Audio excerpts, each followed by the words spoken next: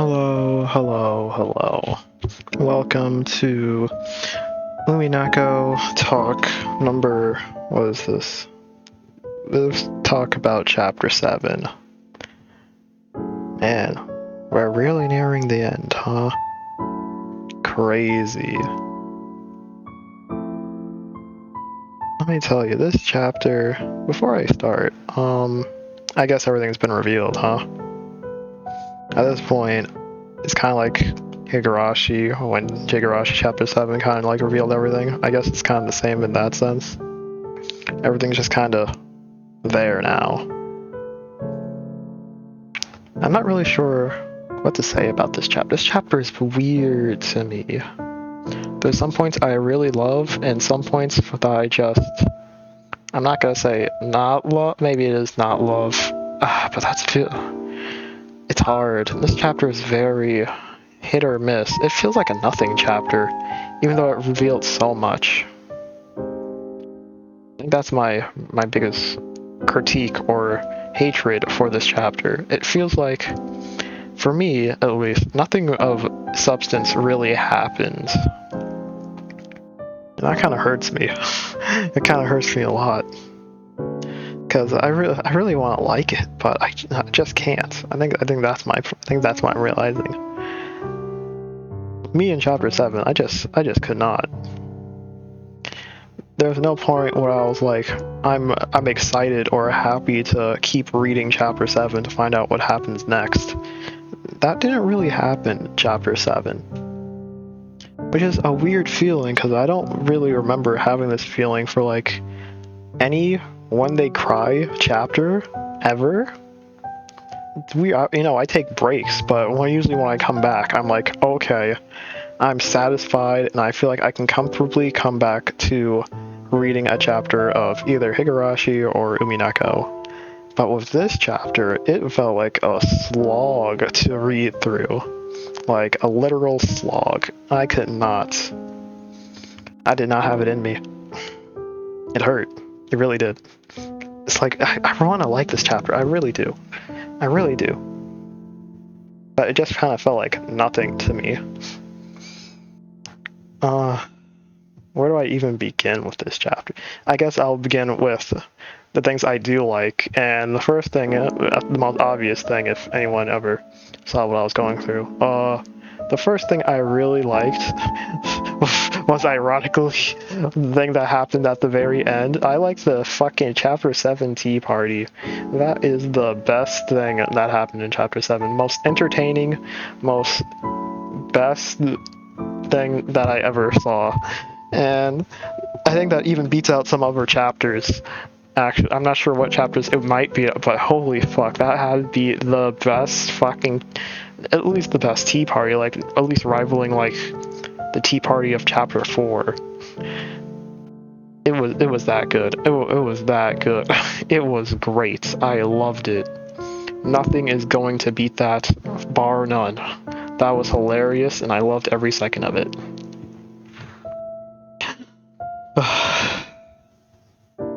Oh, yeah, that was good. Beyond that,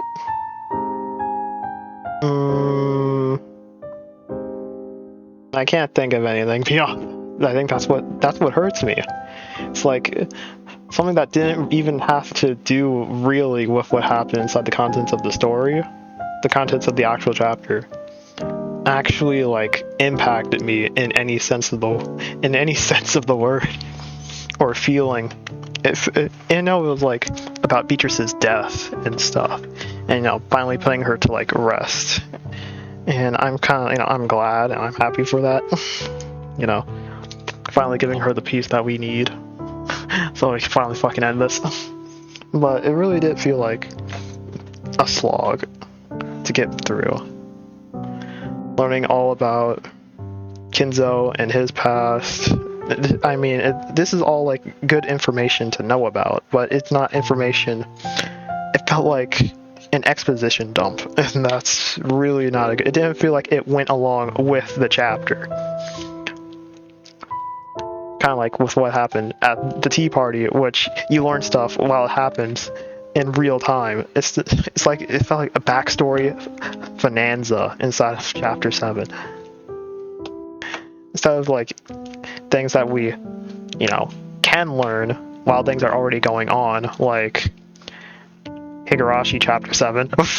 If we compare this to Higurashi, I don't really want to, but if we can, Higurashi chapter 7 felt a lot more, it's like it answers a lot of questions you had about the entire series, but it still felt like its own story.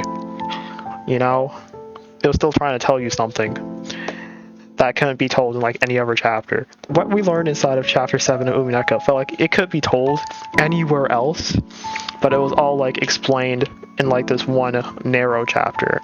So it kind of felt like it felt boring. It felt really boring, and it dragged. It really dragged. I hate it because I want to like it, but I don't think I can. It felt so boring. If my greatest compliments go to the Tea Party and in substance the Hidden Tea Party, then I don't see it as worth it. We can talk about the new stuff, I guess. We now have a idea of who Beatrice is, confidently, maybe, but it's still weird. Can we talk about we can talk about this, right? What I'm getting at here is that the Beatrice, at least what I was thinking for the most part, Beatrice is Shannon. Shannon? Canon? Shannon. Canon does not exist, but it is Shannon. Canon. Shannon is canon, and it's everyone else, basically, that we knew about. And it's odd, it's weird, it's strange, it's everything else. I'm like, okay, I will just go and accept that fact. And until fucking looking at the tips at the end, where we find one of the fucking Sisters of Purgatory having the same fucking crest signal thing as Shannon, and her backstory thing actually going along with the story that was being told. Now I'm like, that's something. Maybe it's all nothing, and I can just forget this entire spiel that I'm having right now. But if it's a thought to think about. It's strange, but the Beatrice's backstory, learning all about that, sure, fine. I can go along with that. If we were all interested in it, I kind of wish it went along with like an actual killing, like the Tea Party. But I'm at least happy that we finally got to know about that, at least. Will is a character that we see inside of this chapter. That's all I really have to say about Will. Will's such a hard character for me to like grasp or care about, since he just kind of appears and he just kind of knows everything, and he doesn't really have like any significant personality to go with. He's just one of those like cool fucking, he would like start smoking or something, and it was gameplay like, yeah, I figured everything out, and it's like start singing a smoke or something. He felt like one of those characters where he just knows everything, and it just kind of sucks. It doesn't feel like he has like the heart or feeling like someone like Battler would have, since Battler's like actively trying to search out the answer, because Battler's trying to figure out the answer, while this guy's like, I already know what's going on basically in like one chapter.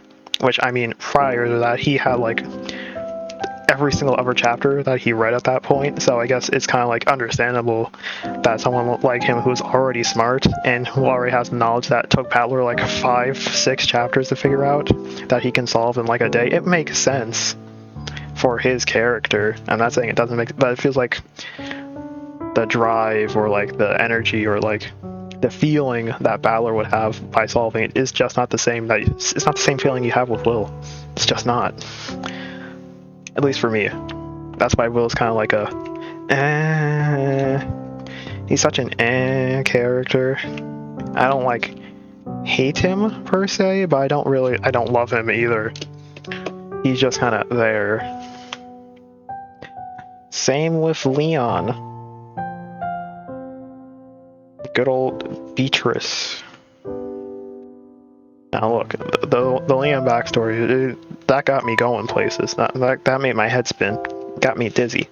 But Leon as an actual character, kind of the same as Will. Which, you know, makes me a little sad, because, I mean, who Leon is, or what Leon turns into, or who we knew Leon as before inside of another place or time or whatever you might have it.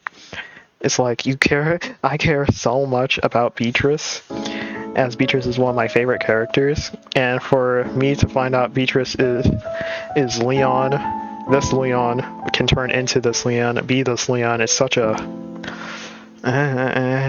feeling. It's like, I just don't care. I just don't care. I just don't care. Leon's so boring to me. I think that's the word. This chapter feels very boring. A slog. There's nothing entertaining about it, which you could say is the point, because they're at a funeral. It's not really supposed to be fun and games, but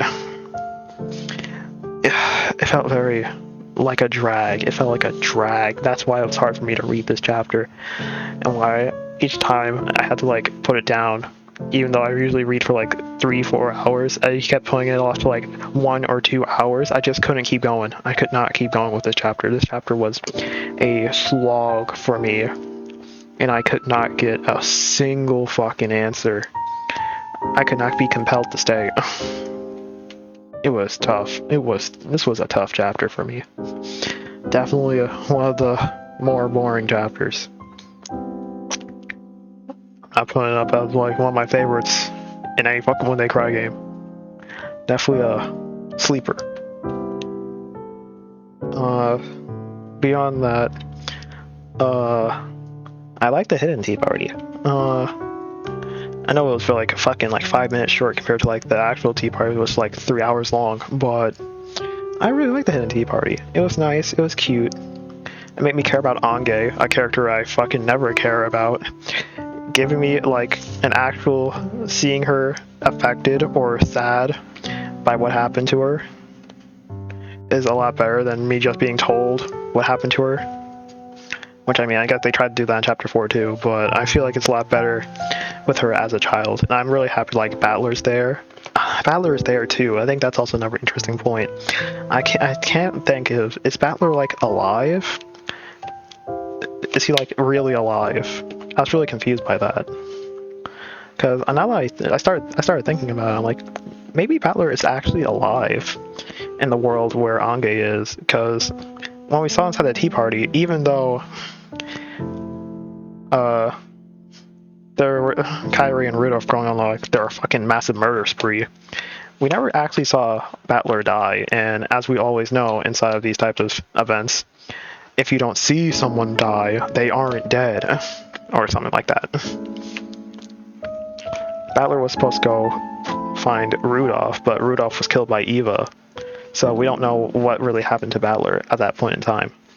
And I'm hoping that Battler's alive, so that it could be a story about Battler and Ange and the end of chapter 8, and this entire story could just take place as two siblings just reconciling about the events that happened on the island, as Battler tries to comfort his own little sister. I would find that really cute. I would cry if that was the case. But I'm hope, but I think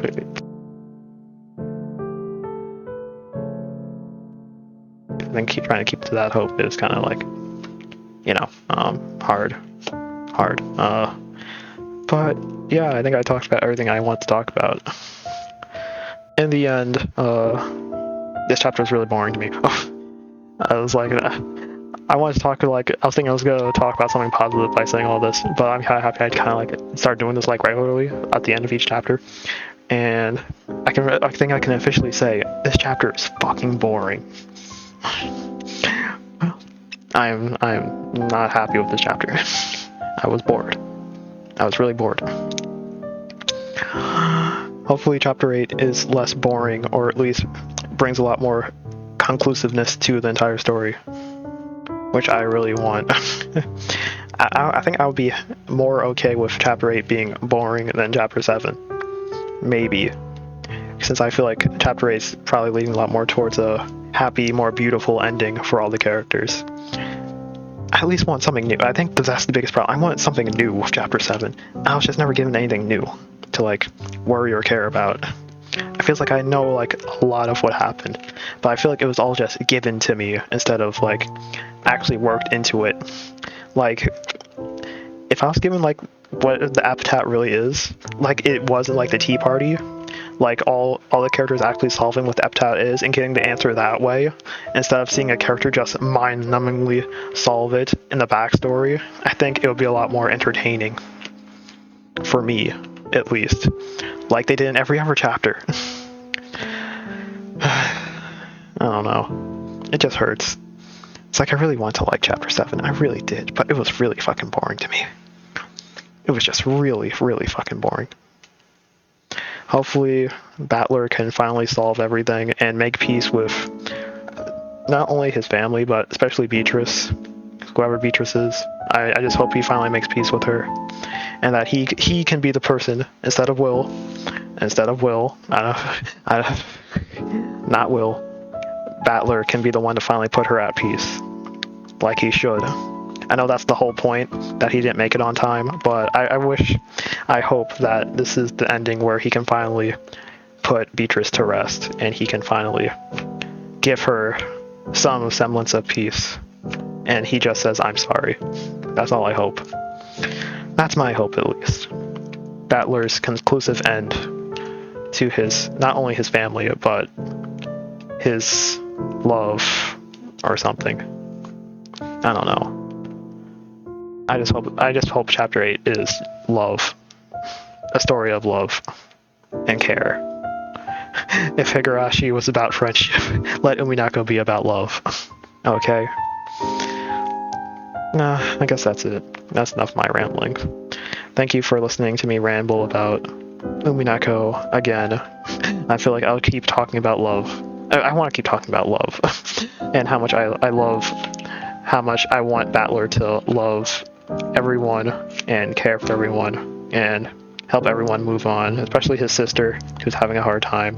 This story I really just want the story to be about Battler and Ange just finding love.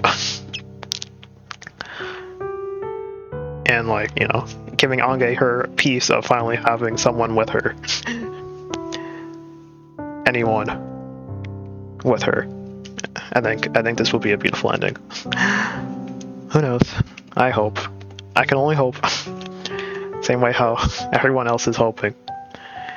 Yeah, we're not hoping for anything else, we're just hoping. I don't know. The hope of love. The hope of love. Alright. Thank you for hearing me squabble, and yeah. See you guys next time.